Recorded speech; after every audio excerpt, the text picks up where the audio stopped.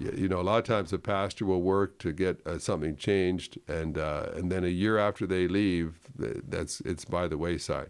They've already reverted back to how it used to be, because it was never really implemented into the culture. It was just something that was kind of pushed through by the leader. This podcast is brought to you by Blackaby Ministries International. To find out more, visit blackaby.org. Well, welcome to the Richard Blackaby Leadership Podcast. My name is Sam, and I am your host, and I'm joined by Dr. Richard Blackaby. Good to be with you once again, Sam. Always a pleasure, Richard. At the top of the show today, I want to mention once again our upcoming coaching workshops. We've actually got quite a few happening this fall, sort of in various spots around the country. I think Pennsylvania, South Dakota, and Georgia. And I'll highlight the Georgia one specifically, since that's the one where we are. But you're welcome to attend any of these if the other ones are closer to you. But the one in Georgia is going to be in Jonesboro, and it's October 28th to 30th. And if you register before the end of September, then you can get $100 off with a special code, Early Bird. Yeah. And it's a life-changing conference, and really a practical workshop. We call them workshops, and we actually do work in them, which means it's not just sitting and listening to Richard wax eloquently, although he does. And there's some waxing that takes place. Yeah, there's the sort of the teaching component of it, but I think what's really unique about this is there is the interactive component, which is you actually apply and actually do coach other people while you're there and learn how to exercise those skills. So it's, if you work with people, and this is my pitch when I talk to folks about it, who may say, "Hey, I'm not really interested in being a coach. That's not something I do." But I always tell folks that if you work with people, it's a worthwhile investment to gain these tools of asking better questions to help move people onto God's agenda. So just want to put that out there. And maybe just to remind people too, March 16 to 18 at the Cove, I'll be talking about what God has to say about the last times from his last book, Revelation. So I've never really taught out of the book of Revelation before. And so I've spent most of the summer working on just studying that and doing some research. And so there's lots and lots of very interesting stuff in there. Apocalyptic literature is always exciting. So anyway, I know I've already had some people say that they were trying to mark that on their calendars. They had never been to the Cove before, but this will be a particularly interesting, I think, one to be in. So you can, it should be any day now opening up registration. Yeah, and we'll be sure to let folks know when registration does open up for that, but that'll be in March of next year. So with that, Richard, we are talking about change. Yeah. And we're coming at this from a little book you wrote with your dad a number of years ago, Spiritual Leadership.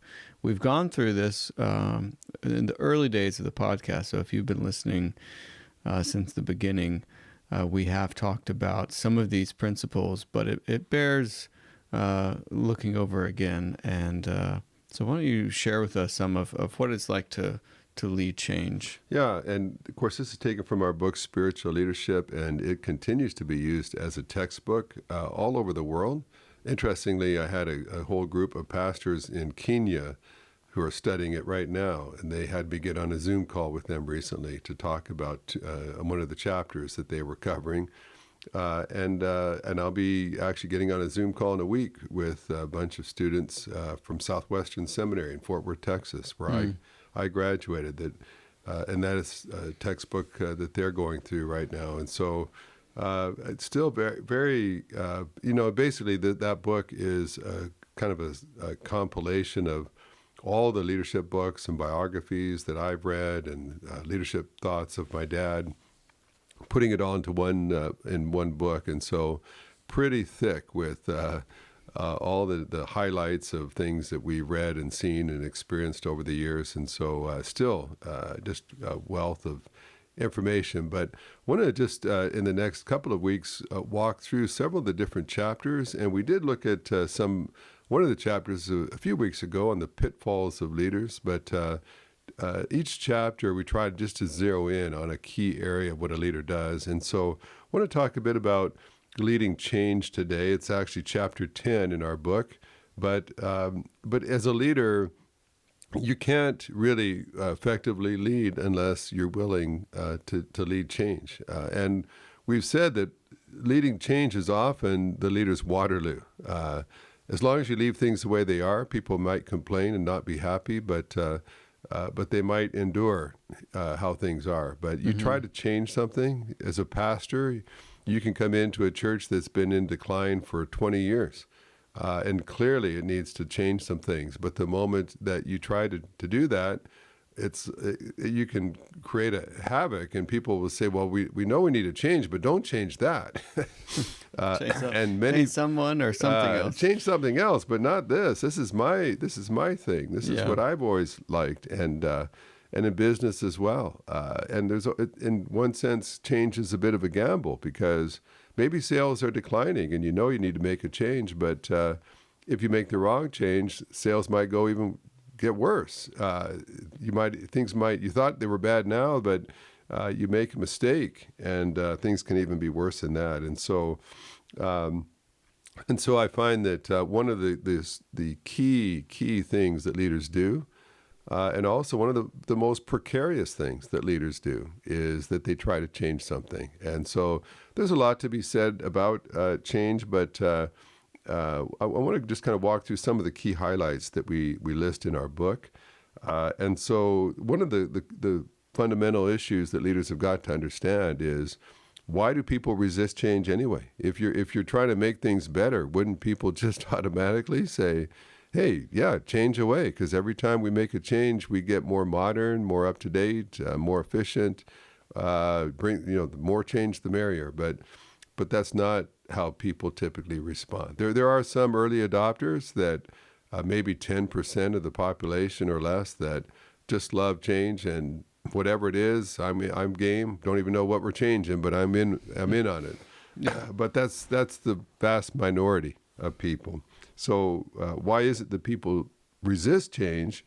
And I think one that you can't minimize is that people are reluctant to make personal changes. And you might think, well, I'm not changing your personal life. I'm just changing something we do in our company or in our church.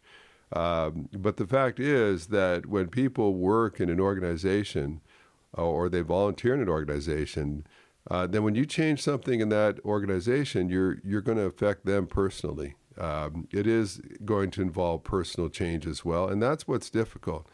If it was just that you're going to change, the order of service at my church, I might not care, except that affects me. For years, I've always opened every service singing the doxology, and if we don't do that, I'm going to feel somehow that I'm not really worshiping. I'm going to think of my mother and father, God rest their souls, rolling over in their grave, because our church now no longer does the doxology first thing in the service. And so all of a sudden it becomes a personal matter. And that's why leaders often get very surprised when people get all upset. I mean, you might just have put out a memo saying, hey, we're going to adjust when we have our staff meeting, and suddenly someone's in tears, and you think, why would that even upset you? Why would you even care? But what we don't realize is that every change is going to in some way impact people personally as well. And I quote in the book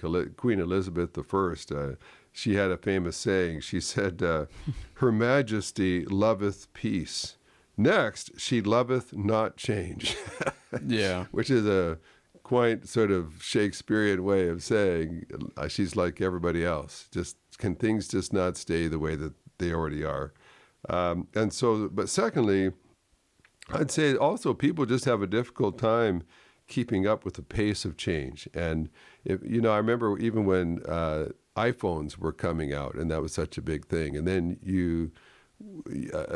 maybe a year or two or so later, the next iPhone would come out. And by that time, your previous phone was getting a little old and out of date, and you're ready for a new one. It was pretty exciting, but it's hard to keep track of which iPhone we're up to now, because things keep rolling along and new features. You can't keep track of, well, what features do you have on your current phone and what are the new ones on the next phone? And if there's software updates on your laptop, we're at the point now where we just sort of automatically download them. It used to be you look real carefully to see, well, what is it I'm going to get with this new download? But now it's coming at you so fast and furious you can't keep up. And so when there are changes that are affecting you personally, and you've got to master them if you're going to do a good job, at a certain point, people just can't absorb any more change. And of course, one of the things leaders have to pay attention to is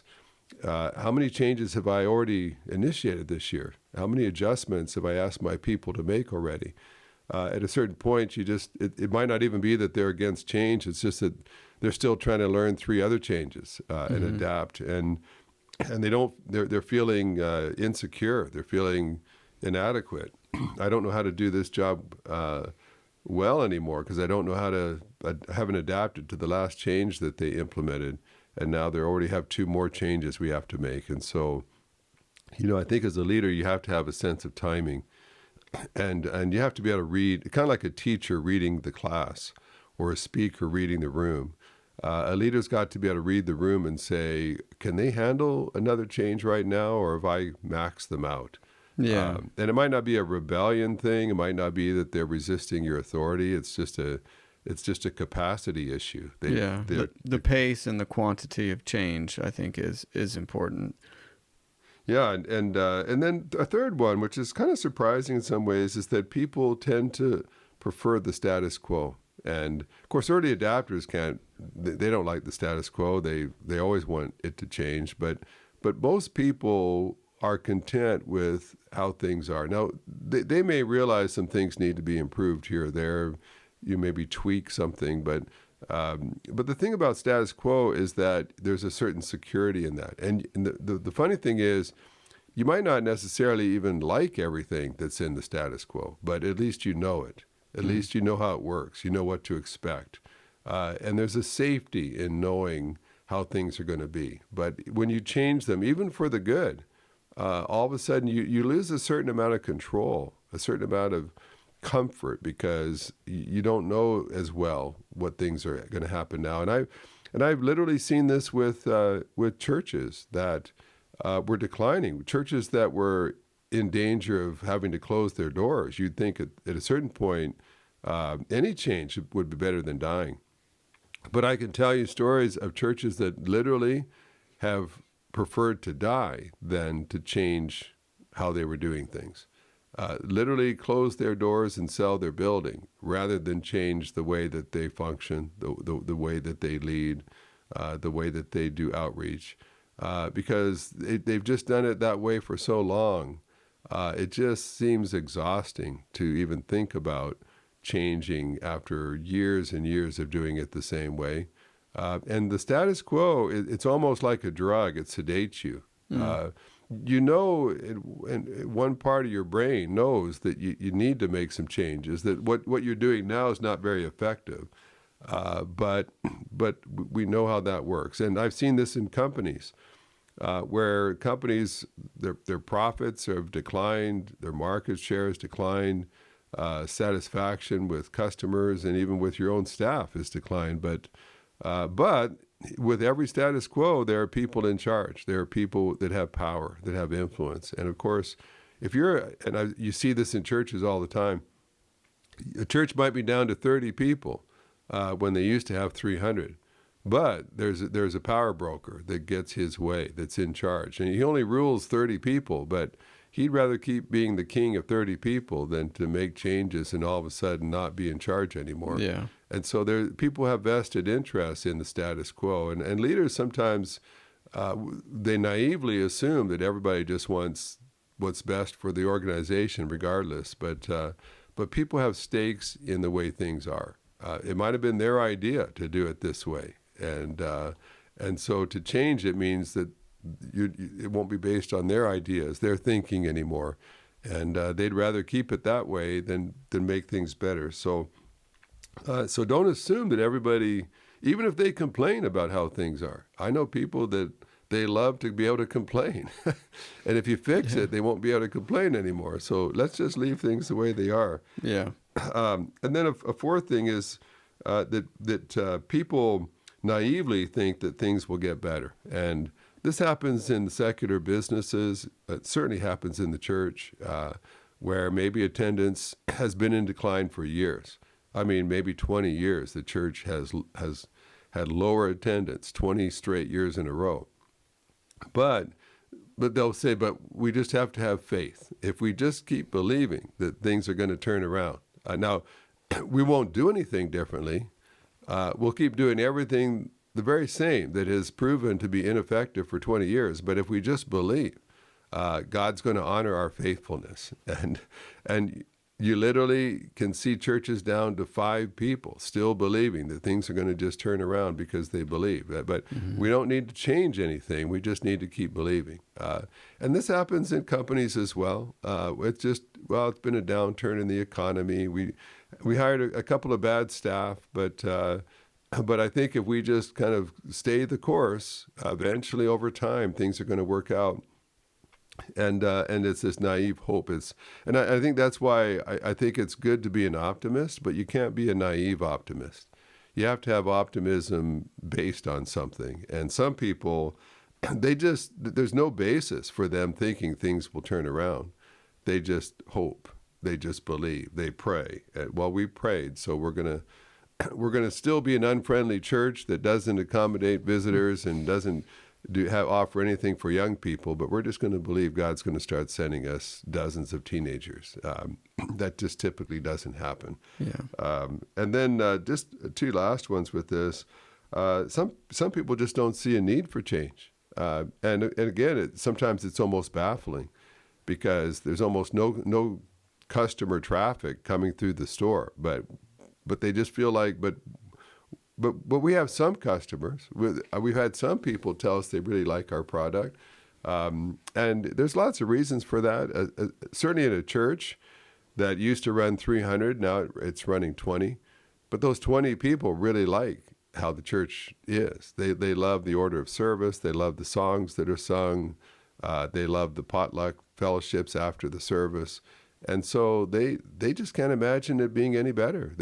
Now all the people that don't like what's offered don't come anymore.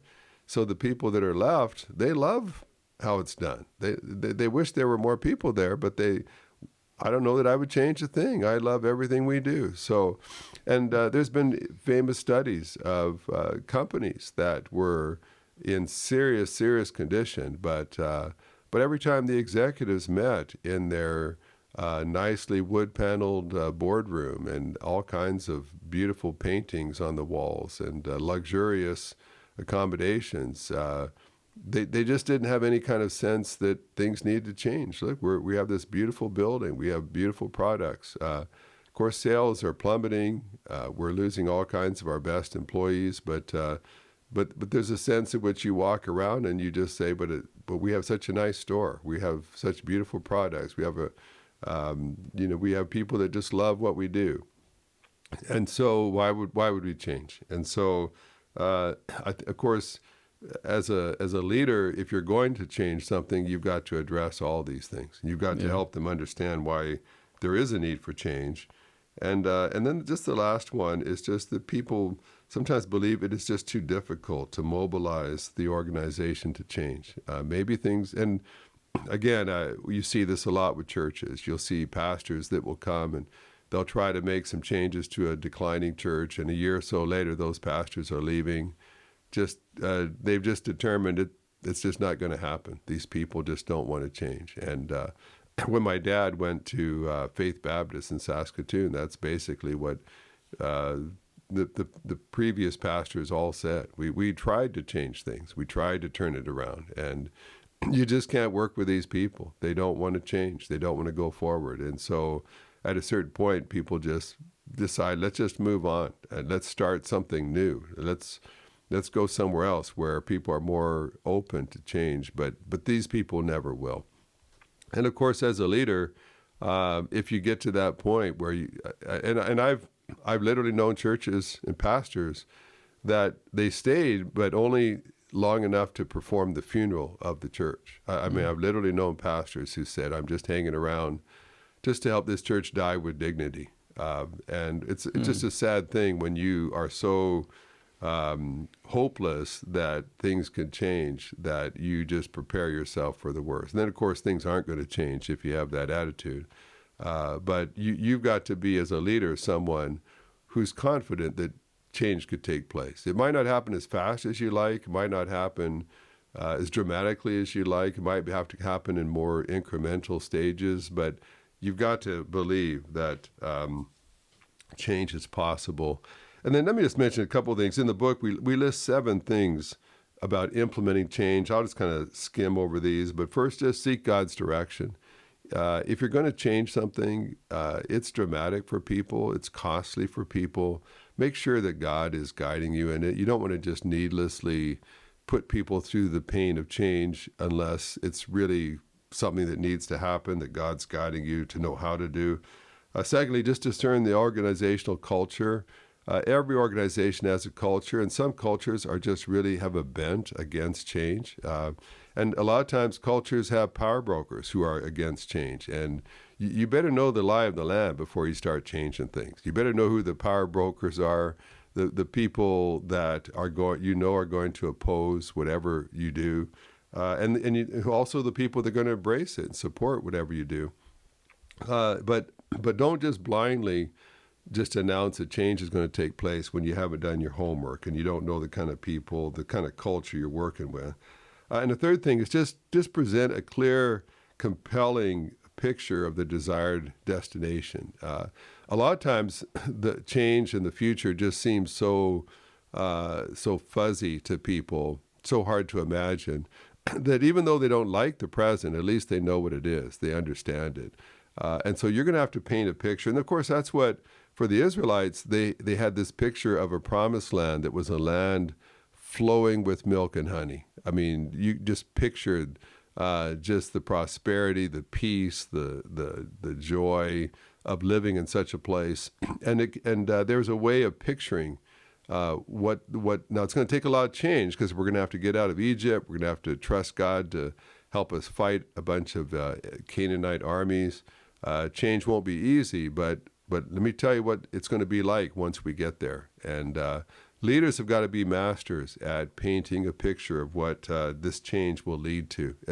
You've got to let people know that the pain of change is going to be worth it ultimately. Mm-hmm. And so paint that picture. You know, I've shared this before, but churches that are aging out, paint a picture of, you know what, if we make these changes, if we maybe change some of our music, we change some of the furnishings, we change some of the way we schedule things. I know it's going to be painful, but let me describe to you what it will be like when this church is filled with your grandkids, and you're watching your grandkids' children's choir getting up and singing, and your grandkids are sitting next to you in church and drawing you pictures during the sermon. And then they all go with you to your house afterward for Sunday lunch.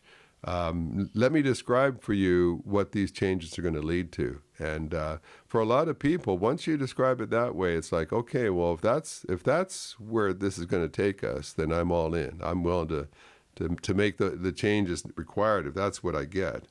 And then a couple last things, just cultivate a sense of urgency. Until it's urgent enough, until you get desperate, sometimes people just don't want to change. Let's hold on as long as we can to the way it is. Kind of like holding on to your old iPhone. It still works. I mean, it doesn't do a lot of stuff. Can't take pictures anymore, and the sound's terrible. But I could still make a call if I need to. But at a certain point, things just get so bad that you have. And I remember years ago, I was in a church that needed to expand its auditorium, but it was going to be expensive. It's going to mean we have to not meet in our auditorium for a while. Just a lot of things that it would involve, and so people were like, well, but we can still squeeze everybody in. Let's wait a little bit longer. But then we literally got to the point where visitors were coming a few minutes late, and there's nowhere for them to sit. You couldn't even put seats in the lobby outside the auditorium. And people are just turning around and walking back to their car and leaving because there's no room. And at that point, the church began to feel urgent. We can't have that. We can't have people just not coming anymore because we have no room. And so sometimes the leader has to tell some of those stories and say, listen, here's why we have to make changes. Here's what it's costing us every week that we don't make a change. And then fifth thing, just enlist advocates. You can't change things on your own as a leader. If you're the lone voice trying to change things, it's rarely going to be successful. You've got to have some other people with you carrying the load, speaking up. If you're the leader, you need people in the ranks that are in support, speaking out in favor. Yeah, you need that buy-in from at least some percentage of your followers. And then last two things, just provide support. If people are making changes, make sure you back it up. Make sure you support it. The worst thing in the world, I've seen this happen, where leaders got their people to agree to make changes, but then they didn't have proper funding or support. The leader maybe had already moved on to the next change and was not properly supporting the change that was already underway. You want to make sure that when you do lead for a change, that it's got the money, the resources, the people to be successful. You fail in some of your change efforts, and now it's going to be just about impossible to get your people to agree to any more changes. So if you are going to get people to make a change, make sure it's successful. Make sure it has all the resources and attention it needs. And then finally, just follow through to the finish. And in part, that means don't assume because you've raised the money, because you have buy-in, because people voted for a change that you're done. It's not done until it's done, until the change is complete. And ultimately, until the change has been incorporated into the culture of your organization, it's still tenuous. A lot of times a pastor will work to get something changed, and then a year after they leave, it's by the wayside. They've already reverted back to how it used to be, because it was never really implemented into the culture. It was just something that was kind of pushed through by the leader. And so as soon as the leader leads, there's no buy-in. It's not valued yet by the organization. And so a change really is not complete until now everybody values it. And I've gone back to places that I used to lead, and I see people still doing things that I implemented myself. And I'm the one that led to make that change when I was there 20 years ago. And now you go around and people just assume, well, yeah, that's just what we do. We do this every year. It's like, well, you didn't used to. But somewhere along the line, when we made that change and started to do something new, now it's not just that I haven't been there to implement it in years, but it's part of the culture. Now it's just assumed that we're going to do that. Then you've truly led a change. And so, Sam, that's a quick overview of that chapter. Mm-hmm. But you won't be able to lead, certainly successfully, very long unless you have to lean in to making a change. And there is, as we've said, there's a right thing to do and there's a right way to do it. And change is something that's going to happen, but you can do it the wrong way and it can blow up in your face. Sure. And so encourage folks just to look over the chat. We have a lot more material in there than what we've covered in this brief overview in this podcast. But if you're listening to this podcast, it won't be long before you've got to initiate some kind of change. And so think carefully about how you're doing it to be efficient, to make it last, and to perhaps save people a lot of pain because you did it well. Well, that's good stuff. And we'll leave a link to that book in the show notes as always. And until next time. Thanks for listening to the podcast. If this is something you enjoyed, it really makes a difference if you leave a review and a 5-star rating on Apple Podcasts or wherever you listen. Don't forget to subscribe and share with your friends. We always love hearing from our listeners, so email us at podcast@blackaby.org.